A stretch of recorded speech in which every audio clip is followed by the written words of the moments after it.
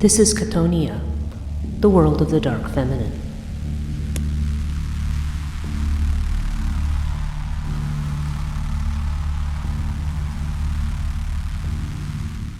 To Chtonia, the podcast dealing with the dark feminine. I'm Breachberg, and our subject this week is Styx, S-T-Y-X, and this is a reference to a figure who is both a deity, a Titan deity, a daimonic figure, okay, meaning daemon is usually a type of messenger, but in ancient Greek you also saw certain emotions or feelings or perhaps even mental states being represented as daimonic spirits. And I don't mean demonic, I mean daimonic. And also it is the name of, again, all connected, the river that circles the underworld. So Styx is personified as a female Titaness, and she is an Oceanid. She was the daughter of Okeanos, if you say it in the Greek, or Oceanus and Tethys, and she married the Titan Pallas. Now, Pallas is a Titan connected to war, and the children they had were Zeus, which is like zeal or fervor, Nike, who is victory, Kratos, which has to do with strength, and Bia, which has to do with force and violence. Now, we're going to look at the different aspects of Styx, and we're going to try to understand the way in which this personification of a certain type of force, what her role says about the values of the Greeks, what her role says about the way in which the underworld is understood, and what even the children that she produces. Like, if we look at these kind of in combination here, there's a sense here, we get a sense of how, the particular ideas that she represents are understood in the kind of political context, in the context of battle, in the context of being a ruler. And that'll make a little more sense as I'm going through it. So let's start with what the name means. Now, the name Styx actually is translated in the Greek as either hated or hateful, abhorrent or gloomy, stigos, which is what that you'll talk about something as being Stygian, right? Something that's very gloomy or very hateful. And it says, I'm reading Theoi.com here, they said Styx was the goddess of the underworld river Styx, and the eldest of the Okeanites, which is the children of Okeanos. She was also the daemon of hatred. Okay, she was a firm ally of Zeus in the Titan Wars, who brought her children, Nike, Zelos, they're saying zeal, but also rivalry is how they're translating it here, Bia, which is force, and Kratos, which is strength, to stand beside the god in battle. Zeus rewarded her by making her stream, the stream of the river Styx, the agent of oaths which bound the gods. Now, it's also said that there might have been an actual river Styx, which was a Arcadian stream, which was apparently corrosive. Whatever content was in the water, had a kind of a very acidic content. And so they assumed this was a river that flowed out from the underworld. Now, there's multiple rivers that flow through the underworld, but Styx is often said to encircle the whole thing. And depending on which version you read, Homer says that it surrounds kind of 7 circles of Hades, and the Aeneid and some other places, they say that there's 9. In any case, this is the river that you have to cross if you wish to find rest. Okay, you want to enter the underworld and not be one of the restless dead who are kind of trailing around the edges. Then you need to, you need to have proper burial. You need to have the proper fee for the ferryman to cross the Styx, and that will bring you to the peace of the underworld. Now, it says that Styx was sometimes identified with other goddesses, including Demeter Erinyes, which is a wrathful Demeter. Erinyes has to do with the Furies, okay?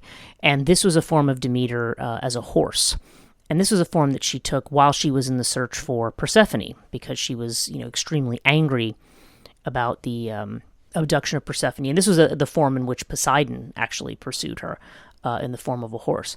But there's a wrathful Demeter, and she's also the Demeter who will dry up the earth and not let the crops grow and so forth. So sometimes Styx is actually identified with her. The oath-protecting Eumenides, and again, Eumenides is another name for the Furies. Eumenides actually means the kindly ones. And then also Nyx, sometimes the goddess of night as well. Now, in some versions, we're talking about Okeanos and Tethys being her parents. In one of the Homeric hymns, Okeanos is the only one mentioned as a parent. But also in Hyginus, who's the Roman mythographer, said that she was the child of Erebus, which is actually gloom, and Nyx, which is night. So, there's a few different genealogies depending on who you ask, but certainly Hesiod's Theogony makes her one of the Okeanids with Okeanos and Tethys. So, as we mentioned, her offspring, Nike, Kratos, Zelos, Mbia by Pallas.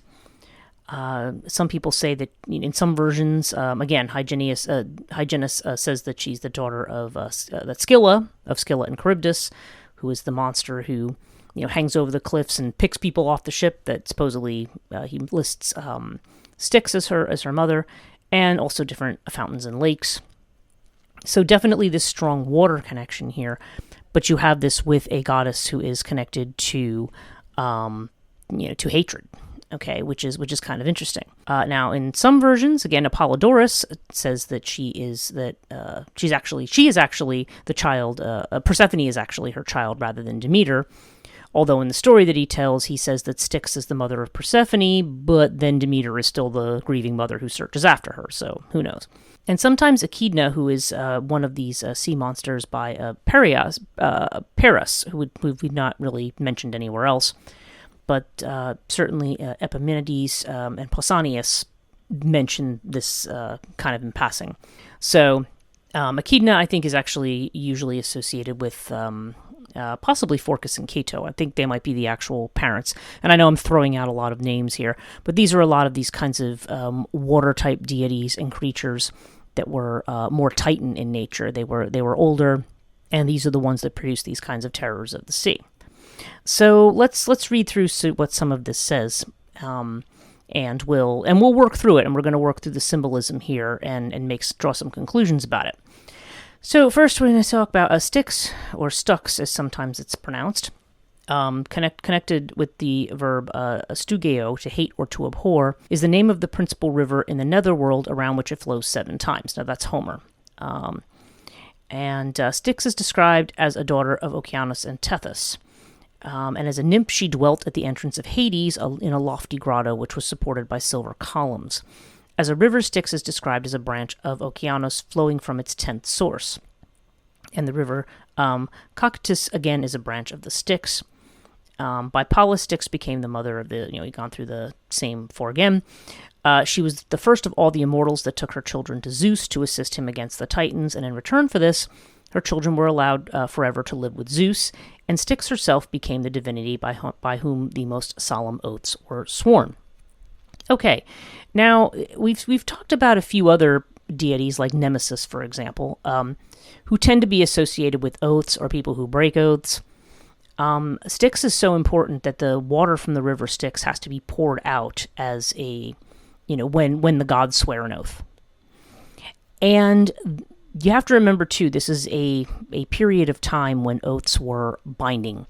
Now we talk about taking an oath and people, routinely breaking their oaths. But the idea of breaking an oath, I mean, that was a very, very serious affair. I mean, it could even be a deadly affair for you to do that. Punishments could be very severe for breaking oaths. And certainly among the gods, once you swore an oath, you couldn't break it, even if you were having second thoughts and regrets about it later. But so you have to think about this river that is the boundary of the underworld, okay, and the entry point at which people make their way into the underworld from the world of the living. To not cross the river Styx is to be kind of eternally to be restless. But she's connected with oaths, which I think is interesting, and she's doing this as a daemon connected to hatred, okay. Hatred and abhorrence. And so we have to question why that is. I mean, as a Titan associated with hatred, okay, and as the spouse of the original Titan of war, okay, the children that she bears are quite interesting. She bears, Victory, strength, force, and I'm trying to remember off the top of my head the last one. She's got and rivalry or zeal. Okay, so zealous, Nike, strength, and then power. Okay, so these are the children that she brings to Zeus. So, and there's the war against Kronos. She is the first one to step up and side with Zeus and give him her children to help him along to victory. And again, one of her children is in fact victory itself. Zealous as rivalry or zeal, right? Strength and then power. And these are the beings that Zeus says can stay with him on Mount Olympus after the battle is won. So stop and think about that for a minute. These are personifications of all of these forces that we might not only associate with a king, but also with a warrior, right? Someone who has power, someone who has strength. These are very, very masculine things too. Even though like some of them are feminine deity, like Nike is portrayed as this little, little feminine figure, often in connection with Athena, who's sometimes called Pallas Athena because of her warlike association. So she's the first to, so she does this, and so we have this being connected to hatred. Now I don't know, perhaps she has a very strong hatred of Kronos, and Kronos, we have to remember, represents time. So we have this river that encircles the underworld, this river that whose name represents hatred, but doesn't always seem to be entirely a hateful deity, at least not in, depending on your opinion of the underworld, depending on your opinion of death, right? If you think of death as a hateful thing, maybe, you look at that and see a particular attitude there. So I'm going to go through some of this, and we're going to explore some of these themes a little bit more. So we have Hesiod here. I'm just reading through some of the primary source material, just to see what else we want to mention here. So they mention some of the primary sources for these, for her children, for her parentage, and for things like that. Let's see. It's okay. Styx is also listed here as a playmate of Persephone. When Hades seizes Persephone when she's playing in the fields, there seems to be quite a lot of beings around. And it's not like she was just kind of by herself in the field picking flowers, which is sometimes the impression that we get. In the second Homeric hymn to Demeter, it says, Persephone tells the story of her abduction. All we were playing in a lovely meadow, Leucippe and Phano, and she mentions all of the names, and Styx was there with her. Playing with her in the field. And Orania and lovely Galaxora with Pallas Athena, who rouses battles. So Athena's there, Artemis is there, there's these deities there, there's all these daimonic figures there, all playing and gathering flowers.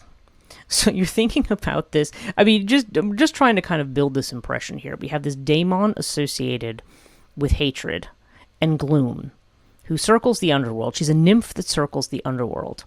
Okay, and also with these kinds of binding oaths, but she's in the field picking flowers with Persephone.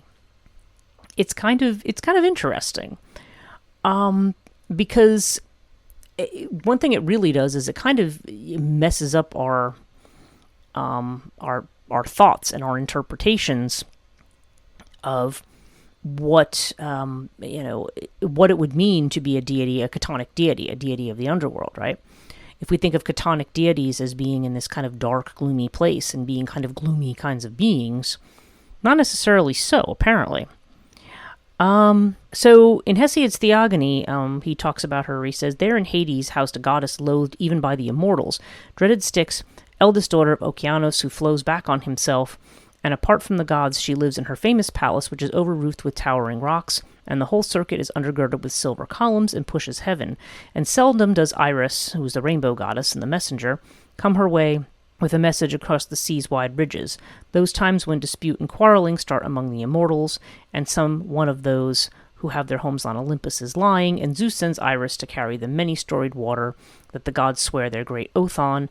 Such an oath did the gods make of imperishable primeval water of Styx, and jets it down through jagged country. Okay. And yes, there's some other mentions of her. The idea of it is the underworld river. Hesiod again says that cold water of the river Styx that drizzles down from a steep sky-climbing cliffside. It is one horn of the Okeanos stream and travels off that holy river a great course through night's blackness under the wide-wayed earth, and this water is a 10th part of all, for in 9 loops of silver swirling waters around the earth and the sea's wide ridges, it tumbles into salt water, but this stream, greatly vexing the gods, runs off the precipice. The imperishable primeval water of Styx, it jets down through the jagged country. Okay, so this is almost like, so he's talking about this kind of, and again, he's talking about a circle of 9, which is perhaps maybe where the confusion is in the Aeneid, but that she's almost like a 10th, that kind of, that doesn't, he tumbles, but it kind of runs off the precipice of the earth. So the idea is that it's, if you think about the world as being kind of flat and having an edge, this kind of runs off the precipice. So it is running into the underworld. Yeah, Plato refers to her as loud, abhorred Styx, the flood of deadly hate. And it's the lamentation of loud, abhorred Styx. And the charnel souse and other terms of this type, whose names send a shudder through the hearers every year. So, okay, we're just kind of looking through the references to her. Other than the story of her in the Titanomachy when she goes to battle beside Zeus and has her reward for supporting him as the victor, and of course bringing her own daimonic children that represent aspects of victory. Victory, strength, power, force. I mean, think about all of these things. These are all, first of all, these are all things that you would associate certainly with warriors, and also these are very, these are definitely all of the things you would associate with a masculine leader, certainly in that time period. One who has power, one who is able to use force effectively, one who is strong, one who has victory, one who has zeal, who has the passion to do something, right? And the idea of Zeus as rivalry, we could also be looking at this idea that he represents, the way in which I think we kind of look at it as the kind of chest pounding, that you would see where one being may challenge another for the kingship, or may challenge one in war. The rivalry that happens in war in order to perhaps acquire more property or more loot or better land, or whatever it is that you're trying to do to kind of consolidate your power. The fact that these are all the children of hatred is really, really interesting. Okay, so if we talk about the idea of her as an oath keeper of the gods, okay, if she's, if gods are expected to swear an oath, examples of oath in the Homeric hymns, Demeter asks the implacable water of Styx to be her witness, as she swears to Metaneira. Leto swears to the personified Delos by the water of Styx, calling it most powerful and dreadful oath the blessed gods can swear, and Apollos asks Hermaeus to swear to him on the dread water of Styx. Of course, when Hermaeus is, or Hermes, is lying to him about stealing his cattle. So when you have this idea of this river that is valuable for oath, so what happens with an oath, okay? When you make an oath, you make a commitment, and as we can say, this is a binding commitment. There's no going back from it. It's like it requires a certain level of commitment to make an oath. And if we think about the fact that the river Styx bounds the underworld, now what's the underworld? There's a certain level of finality to the underworld, right? I mean, putting ideas of metempsychosis or reincarnation or other things aside, when you pass away and you go to Hades in this particular system, regardless of where you go in Hades, I mean, whether you have the pleasantness of the Elysian fields, whether you're in kind of more gloomy part of things, just kind of milling around with other shades, whether you end up in Tartarus, whatever part you're in, that's final. If we go back and think about Dante's Inferno, there's above the doors of for him it's the doors to hell, right? And Hades and hell are not the same thing. But there is a inscription over the door that says, "Abandon all hope, ye who enter here." Okay? There's a finality to it.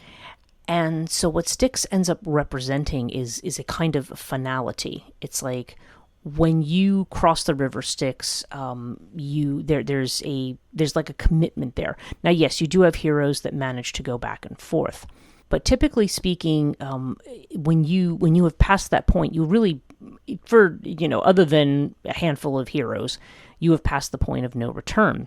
In fact, the only way out of the underworld is have someone take your place officially. And so there's this sense of commitment that we see with Styx. She represents that which is, there's an oath of seriousness there. There's a commitment. There's a sense of, I've said this and now I can't take my words back. And now that I'm dead, I also can't return to the land of the living, right? So there's this idea around Styx of commitment. That you are now, you are committed to this final course. And really death is probably the ultimate surrender, or the ultimate relinquishing, or the ultimate letting go, where we are, where everything is just, it's funny because there's a letting go, but at the same time, it's like there's there's just a sense of no turning back is really what it comes down to. So you see Styx as this kind of embodiment of the river, and also kind of being the river itself, as is true of most nymphs and okeanids. They're very much, they're water beings, and that's another thing to think about too, because as a water being, water has a strong connection to emotions. It's not just that it's in the catonic realm. And of course, as we've talked about, the catonic realm, the underworld, tends to be the level of unconsciousness. And we're not necessarily talking about personal unconsciousness here. We're not talking about your memories per se, although that might, to some degree, you could argue that that's part of it. You could argue that these souls, that what remains is really the memory of who they were. But this is more about something collective. This is more like an ancestral memory. It's something bigger. And psychologically, it would connect us with what Jung calls the collective unconscious. So hatred is something that is, if we look at her as a daemon of hatred, this is something that is kind of pushed to the back. Certainly the front-facing ego, the personality we have that is outward-facing and that deals with the world, and that tends to be a face where we're going to be putting our best face forward, right? We want people to have a certain opinion of us. We want to have a certain reputation. I mean, feelings of hatred, oftentimes, when outright feelings of hatred can be problematic. They can tear down societies. They can tear down communities. So oftentimes such things may be sublimated, right? So it's almost like hatred becomes this boundary to the underworld. And I had to think about that for a moment as I was considering putting this podcast together. So who are the children of hatred and war? Their victory, their strength, their force, and their zeal, right? And all of these things are qualities that one might have going into battle, or one who is victorious, or one who is a successful king or general. And I said, how interesting that these are the children of hatred and war, and the original Titan of war. That this is what comes out of it.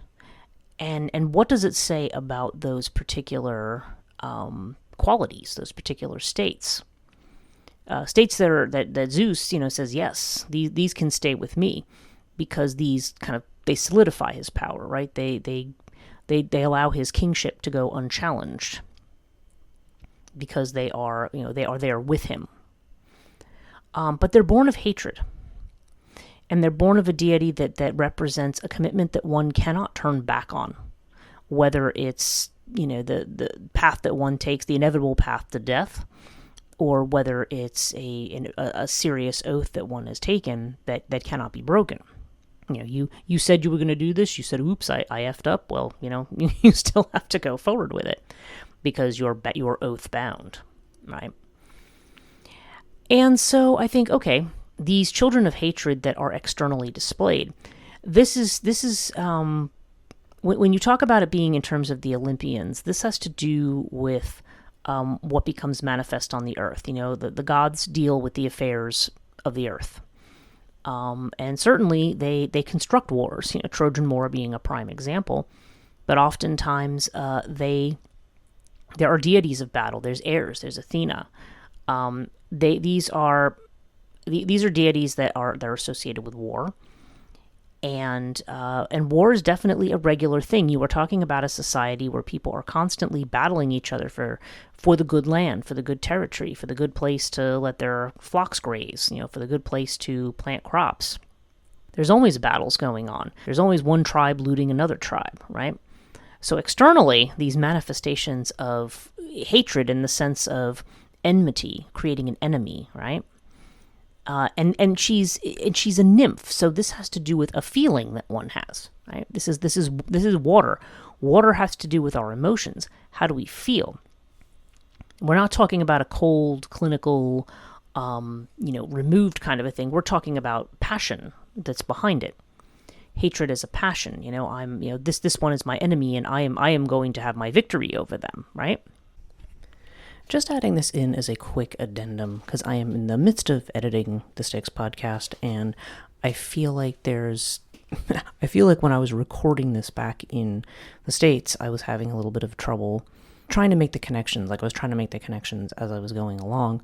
So we're talking a lot about, Styx's war, connected to hatred, war, commitment, so on and so forth. But since I've been in the UK, I've been spending time studying more Freudian theory and Kleinian theory, because I'm studying psychoanalysis. And it occurs to me that, we often tend to think of Freudian theory as being very restrictive, right?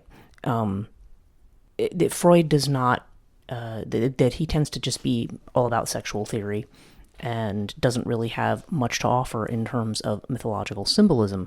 I'm actually finding that to not be true.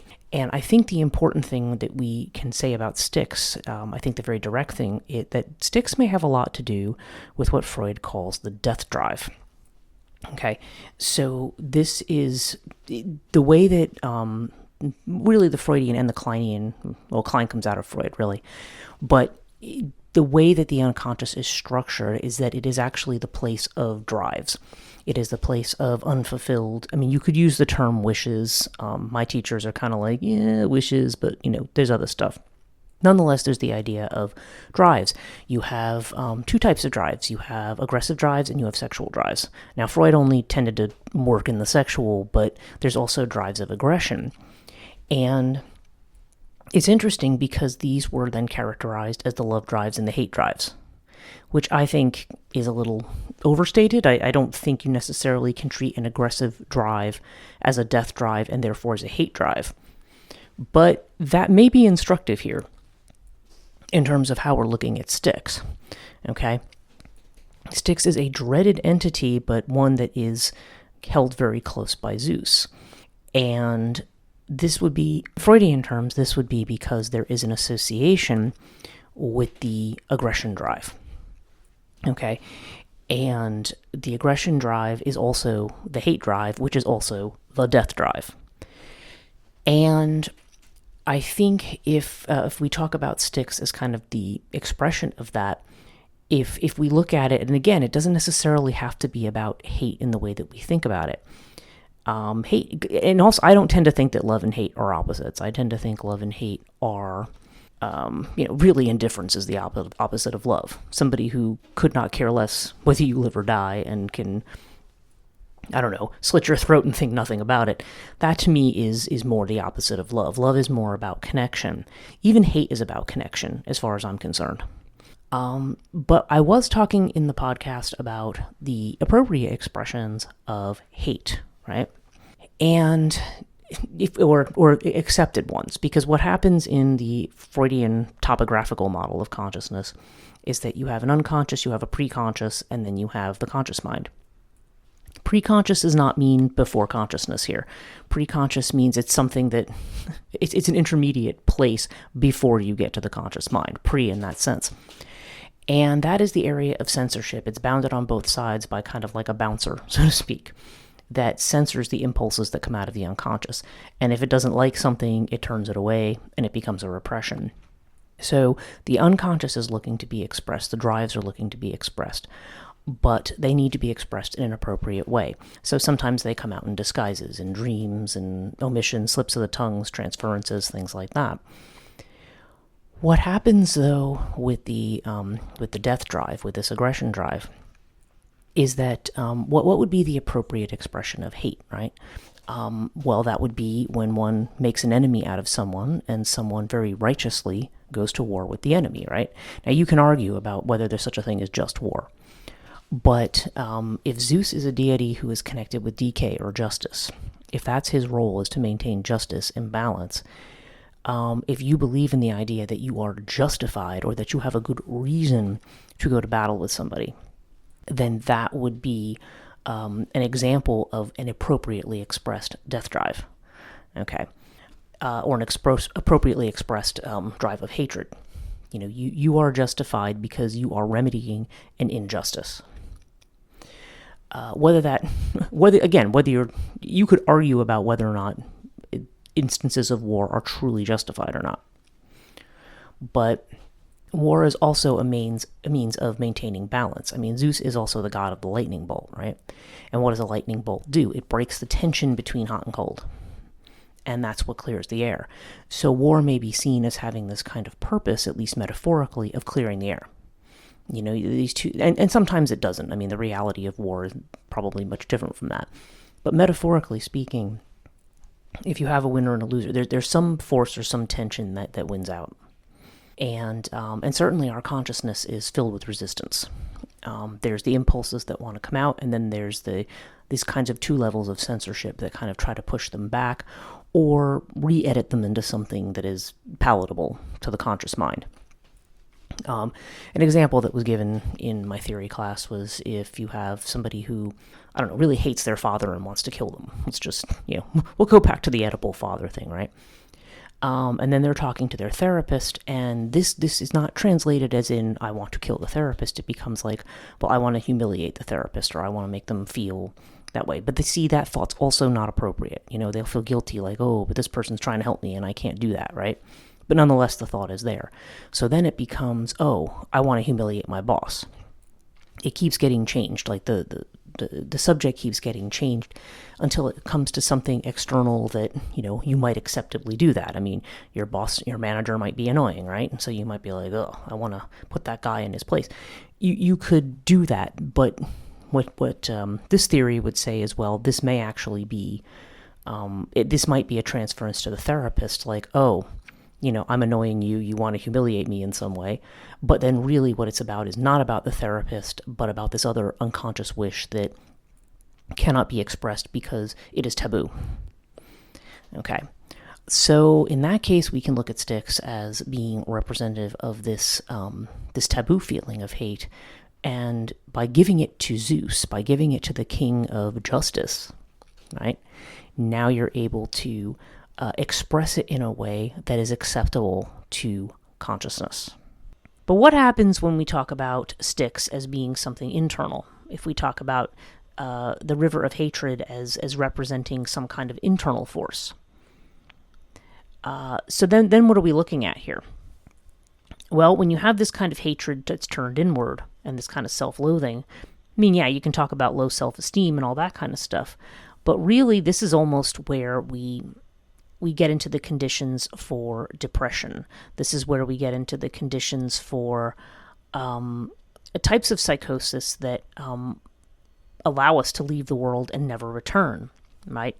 Things where the personality is cut off by this river that represents that represents this force of hatred. Because when you turn your hatred on yourself, then this is where it's worth noting that there is a thing about the river Styx where if you are dipped in the river Styx, or if you get the water on you, that you become invincible.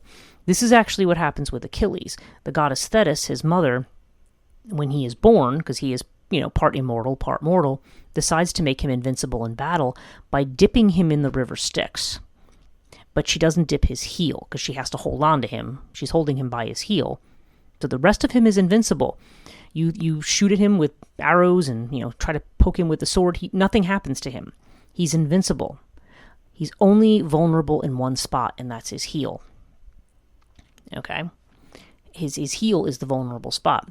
So, he has this invincibility from being dipped in the Styx. But if you drink the water of Styx, you suffer eternal torment.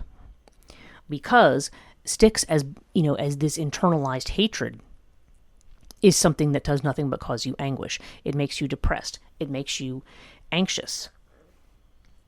And this is something that you're going to act out on the world around you. It's not just going to be... It's not just something... it's something that I suppose that's there, along with all the other daimonic things. All the things that we have in shadow, okay? All of this stuff is there. It's not like you're going to eradicate that, right? It's there. And when you cross that river, it's almost like a point of no return, is what they're saying. And... and it could be a point of no return to death, right? Just trying to think this out in terms of a psychological process, and how this might represent something like that. Where do you cross the point of no return into the realm of death? Where do you move into that? Or how do you negotiate that river? How do you get yourself across and back, potentially, without getting stuck, without getting beyond the point of no return? Styx has this kind of encircling feature. It almost has the sense of a fortress around the underworld. It's like a moat.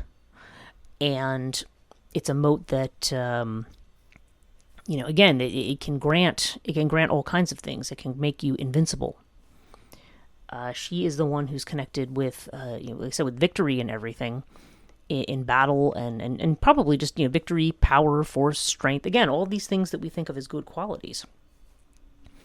But all of these things are, true to her spouse or her partner, very warlike. And it's interesting because Styx almost seems to represent the condition of what I'm going to call the patriarchal psyche. Whether or not that's always the condition of the human psyche, I don't know. I don't necessarily believe there was a time when we felt differently. But it kind of points to this idea that we have this... warlike element to us, like this element that, I don't know, that this sense of opposition, this sense of hatred, this sense of enmity or abhorrence or revulsion, really, it's almost like this is something that can drive certain behaviors, and it can also drive us to hide other things or to try to avoid other things. One of the things I've often said to people, I said, when you study mythology or when you read myths, think about what attracts you and think about what repels you. Styx, I think, represents what repels you. What is that thing that exists there? It's there. It exists. And, because it exists, but our front-facing self can't acknowledge that it exists. We say, no, I'm not that type of a person. I'm a loving person. I'm a caring person. I care about other people. And that's true. We are people who are capable of loving and caring and doing all of these things. But it's interesting that the boundary to the underworld is a boundary that's represented by a word that means hate. That means... that has to do with that which is abhorrent, that which, those things that we don't want to acknowledge are there. Like death itself a lot of times, really. A lot of times, especially when people are younger, it's like, think about death. There's a lot of studies that's been done about, Robert Kostenbaum does a lot of has probably done a lot of the psych studies on this, but, when you want to talk about death, nobody wants to talk about that because it's a fearful thing. And as we get older, we may talk about it more. But it's also something as we get older that when we see people who are near death, we kind of want to, put them in another room or put them in another facility or put them somewhere else where we don't have to look at it. Styx, this river of power, but at the same time, there's the implication there that in this stream or in this space, there's also a great power there. There's also an invincibility that one might gain if they do the work there, right? if there's something that you face up to. But then there's the internal power, and then there's external power. So I don't know. It's really interesting. I feel like Styx is a kind of titaness, a kind of goddess who represents this force, this very paradoxical force. That's a force of hate and abhorrence, and it's connected to war. But it produces all of these things that we consider to be virtues. Okay? Especially masculine virtues. Things that we associate with, like, good soldiers, or great warriors. And it's interesting, though, that is acknowledged as being all born from hate. But at the same time, it's kind of like, okay, well, what do you do with this force of repugnance? Because what is hatred anyway? I mean, it's when we hate something, it's not necessarily the opposite of love. It's often been said that the opposite of love is indifference. In fact, I had a professor who said to me that love and hate are actually two sides of the same coin. But hate is this force that we might use. It can be the force that brings us down, that shames us, that represents those things we don't care for, the things we don't want to acknowledge, and the things that can leave us in a state of depression, that can leave us disconnected, can leave us kind of frozen in this space. But if we're able to, but engaging with the underworld is also the thing that brings us life. There's always the two sides of the same coin. If she is a titaness of hate, then the flip side of that is love. Okay, it's not usually the actual emotional opposite of love is just pure indifference, right? But this is, there's still a passion behind it, and typically it's said that one can only hate that which one has loved. If there's somebody who does something and you don't like what they say or do, you're like, yeah, well, whatever. You know what I mean? Like you're indifferent. You don't have a strong feeling. So I don't know. I just musing on the idea of Styx as the one who represents the point of no return, who represents this kind of abhorrence, this revulsion, and of course the fear of death too. I think can be rolled into that, even though there's probably some other daimonic figure that may be more closely associated with that. I just feel like it's this wall, it's this boundary of the kind of the internal that internal river of all of those feelings that our ego or our external self does not want to acknowledge. That it hates, and therefore, because it is internal, makes us hate that about ourselves. It represents all that self-loathing, all those things that they don't care for. But at the same time, that's the area where our greatest power is. So, interesting. Just some thoughts on Styx as a daimonic figure and as a god. And again, other than as I mentioned, other than the Titan War, we don't see Styx necessarily taking a very active role. Simply her presence is mentioned, or the fact that the gods will pour out a cup of her water when they are taking a dread oath. But Styx does require a commitment. And the question is, if you make that commitment, like, what's the power to be gained from making that commitment? And I think it's also worth reflecting on how this river goddess, this underworld river goddess, this chthonic goddess, bears all the values that we have in a masculine culture, in a culture that's about acquiring things and competing and, getting one up on, conquering your enemies and stepping on people in your ambition. In the more negative sense. You can also talk about things like victory, strength, and force in a very positive way too, because true strength actually probably has nothing to do with any of those things. But if you're looking at a culture that uses Heracles as a model of strength, right? It's these very masculine values that are associated with the leaders, with the tribal king, with the king of the gods. and who has to be able to defend his people and his territory and his sovereignty, right? So Styx seems to offer that, right?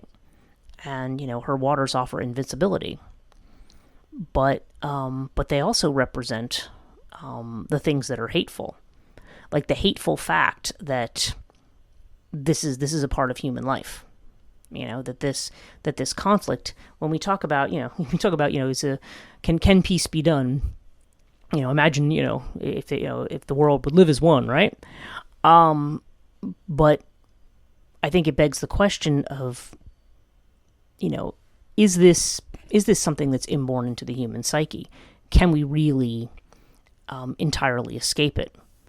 Or do we have to, like any other force, figure out the way to work with it in order to gain our own personal power? And when I say personal power, I don't mean, ambition and conquering and things like that.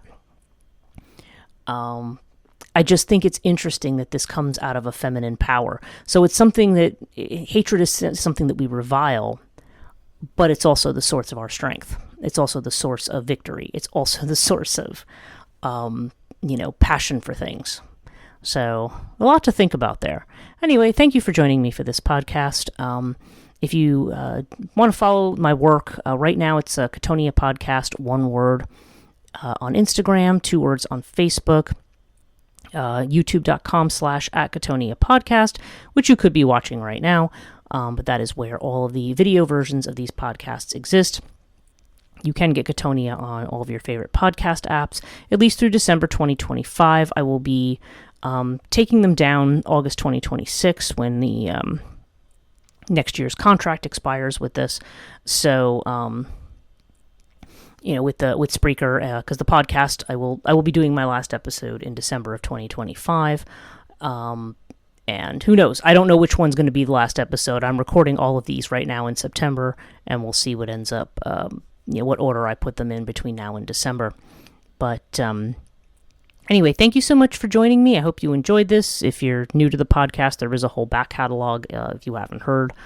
And I hope you enjoy, and we'll see you in the next episode.